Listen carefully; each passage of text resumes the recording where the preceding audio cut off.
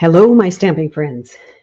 It's Marilyn here, Stamping Creations with Marilyn, coming to you with a retake of a card that I did in a live a couple weeks ago to make this tunnel card. And when I did it, it was really hesitant and not synced very well. So I thought I would redo it.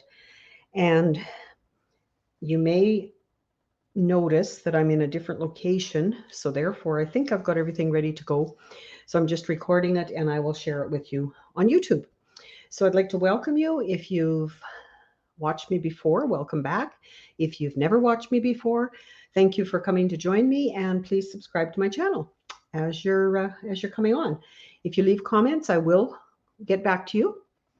And I always love hearing what you think, what you would like to see, that kind of thing. So please be willing to share and I will be in touch. So this is a sample of one of the tunnel cards that I made. And I think it's just really neat. It's a different shape, a different look, and you can fold it over and it will fit in one of our regular envelopes. So that's perfect in my world. Okay, so I'm going to show you the pieces, how I did it, and just show you a couple tips that I've learned along the way with doing this. The paper I'm using for today, as opposed to the one I used last time, is called Sun Prints. It's in the current Stampin' Up! Catalog on page 134 and 1650. It has these colors: gray granite, night of navy, Pacific point, starry sky. So blues for sure, and you can do a lot with them, or you can just use white. So a couple of things to keep in mind when you're doing a card like this is that you don't want it to be extra bulky.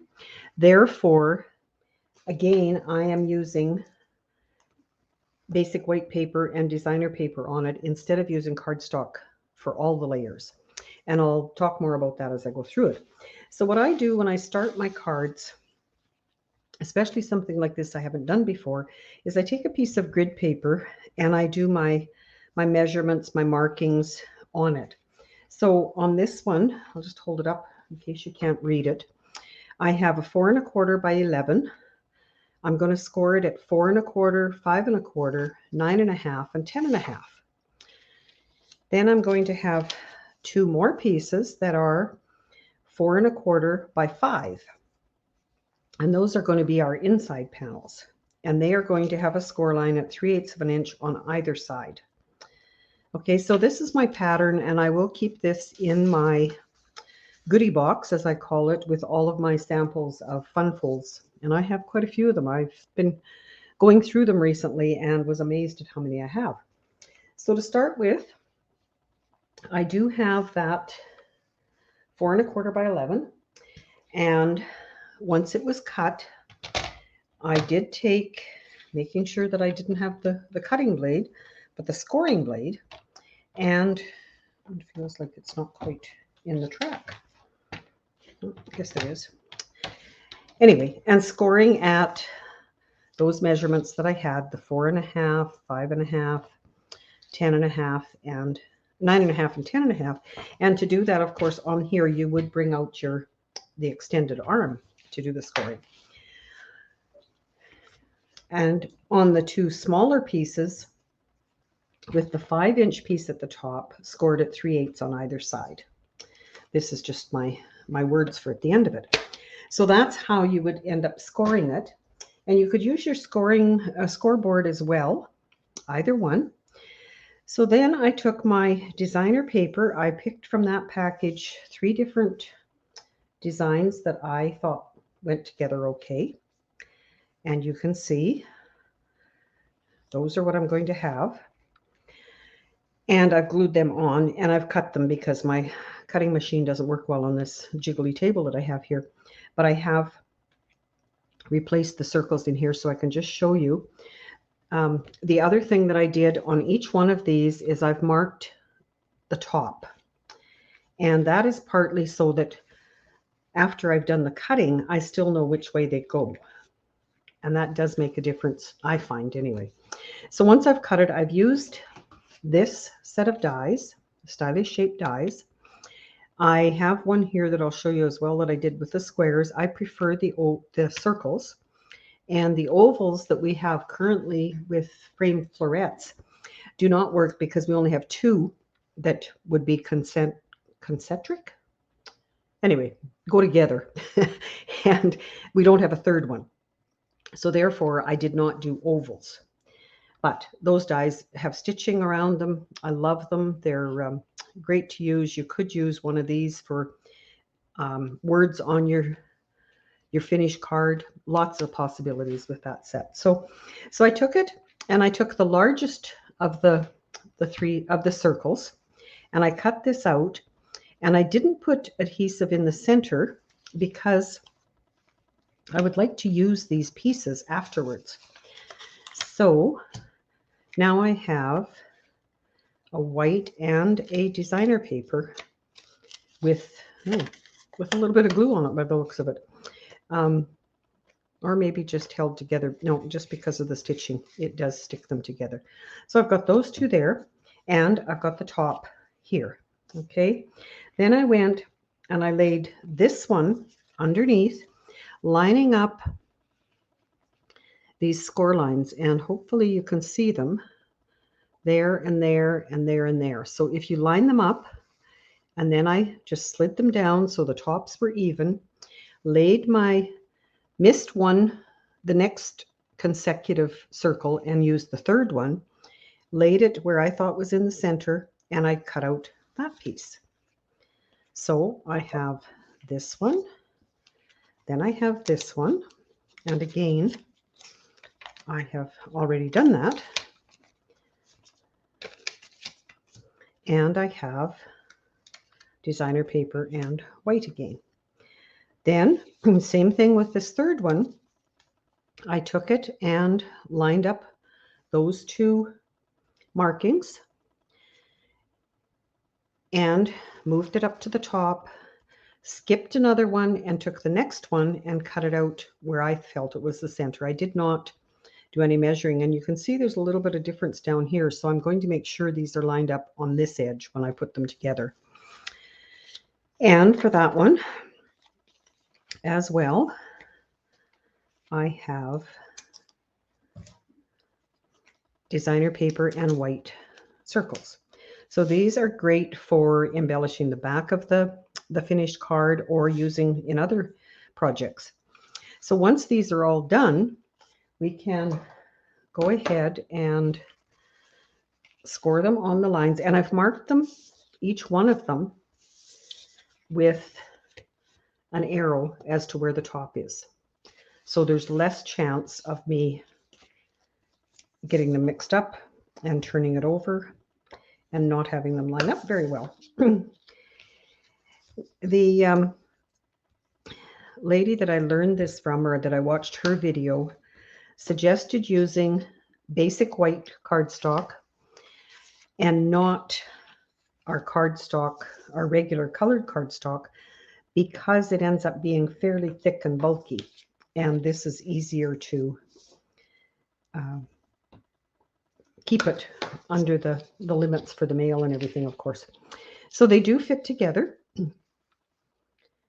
And last but not least is our basic card base, which I'm going to still line up across here, even though I've scored it, and fold on all of those score lines that I had made. And then we're going to do some gluing with liquid glue, because we want to be able to move it if we need to. You know, just a little bit of wiggle room, as we call it. So as I put it together, I am going to end up with it like this, only with spaces in between. Okay, so I'm going to take my first one. I'm going to put glue on it, and I'm going to put it right up against this fold line. Okay, and as always, or as I should be, I'm going to watch for my arrows to be up here. And I am going to make sure that I have it lined up on the top edge. So that one is going right there. And because it is liquid glue, yes, we can move it, but also we need to hold it to make sure that it is stuck before we move on to the next one. And it looks like I have it a little bit crooked because it's not lining up over here. So just see if I can adjust that. And then I'm going to fold that one over. And my next one is going to butt up right against that fold there. Again, watching to make sure that's at the top. And just a little bit of glue on there. Try not to get my head in the way, but whoops, keep that lined up at the top again.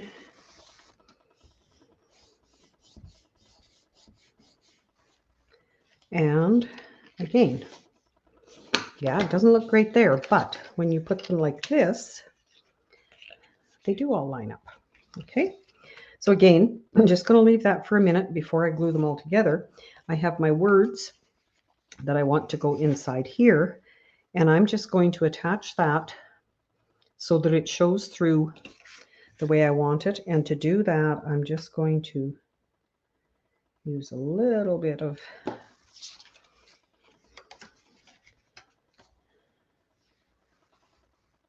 liquid glue around that edge. And you could put a flower, you can put a design if you want in there. We have lots of different words and stamps that will fit. Okay, so then to put it together, it's a matter of laying these down, and you see that they both come out here. I can put glue along here and basically fold this edge over because that's going to be the inside, and close our card.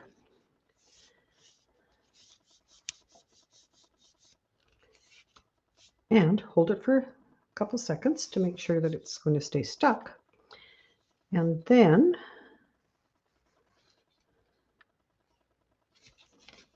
well, that wasn't performance. I put that in the wrong place.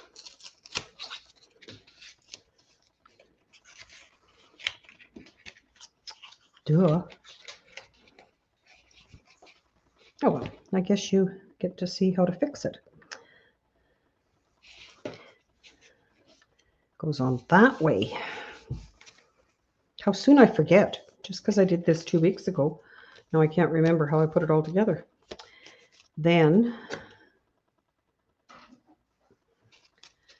this piece folds over and fits on there. So it's just a matter of that I didn't. And I would again do it this way, matching at the top, and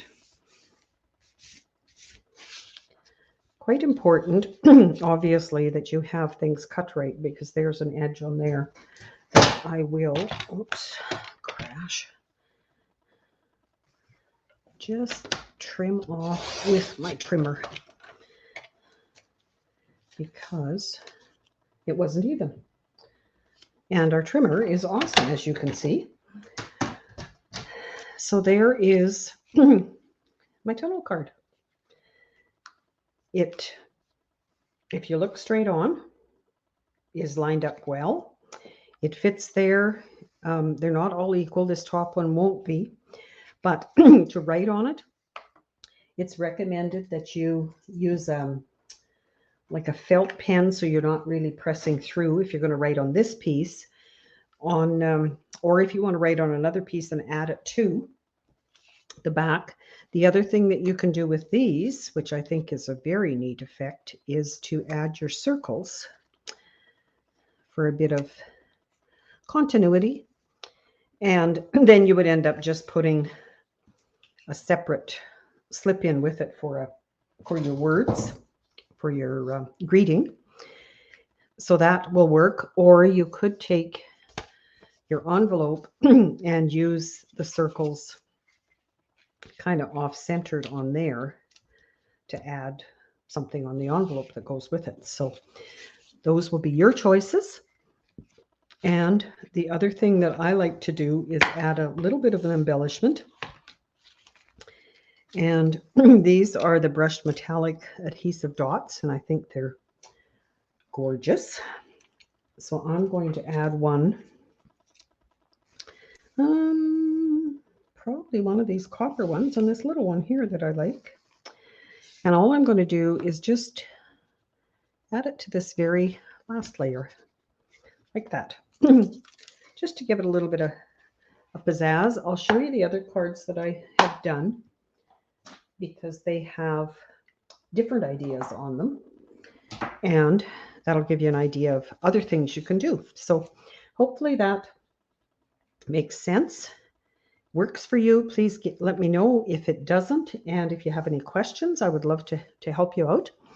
So this is another one I did with a little bit of designer paper cut out here. This is just white, but it is embossed with our, can't remember the name of it now, but one of our embossing folders.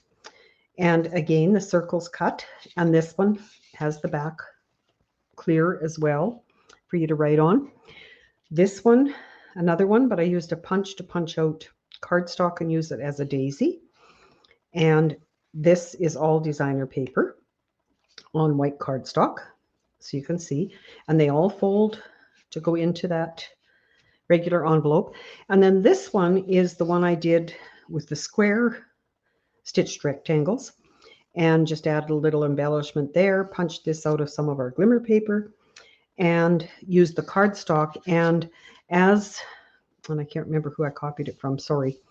As she indicated, it is a little stiffer and a little bit bulkier to put in your envelope, but I like the color choices there. And for this one, I've kept a 4x4 piece that I'm going to write on and then put on when I use that card. So hopefully that spurs your inspiration to trying one of these cards. So I'm looking forward to seeing what you can do. And please share with me and let me know what you think. Thanks for watching.